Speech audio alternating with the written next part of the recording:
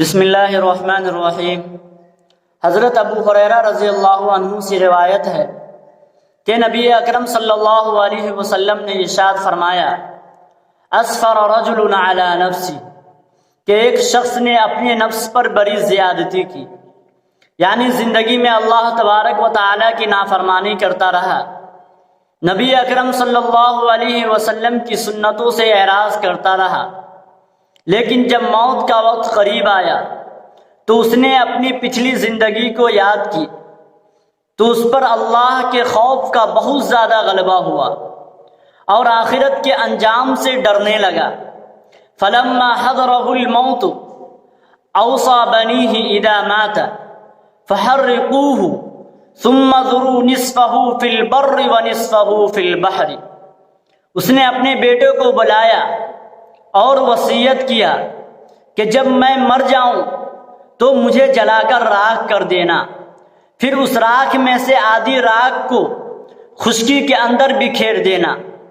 اور آدھی راکھ کو دریا کے اندر بہا دینا۔ پھر وہ کہنے لگا، فواللہ لئن قدر اللہ علیہ لیعذبنہ عذابا لا يعذبه احدا من العالمین، کہ اللہ کی قسم، خدا کی قسم، اگر اللہ تبارک و تعالی مجھے پکڑ لیا تو ایسا سخت عذاب دے گا جو دنیا میں کسی کو نہیں دے گا۔ فلما مات فعلوا ما امرهم،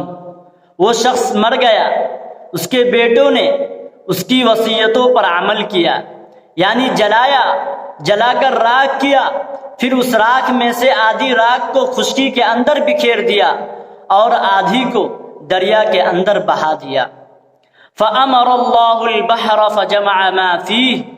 وَأَمَرَ الْبَرَّ فَجَمَعَ مَا فِيهِ، پھر اللہ تبارک و تعالیٰ کے حکم سے خشکی سے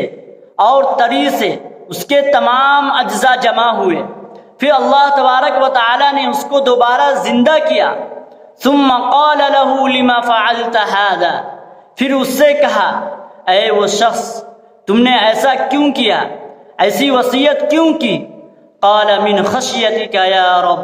قال من خشیتک یا رب وانت اعلم فغفر له، اے میرے پروردگار، صرف اور صرف تیری ڈر کی وجہ سے ایسا کیا تھا۔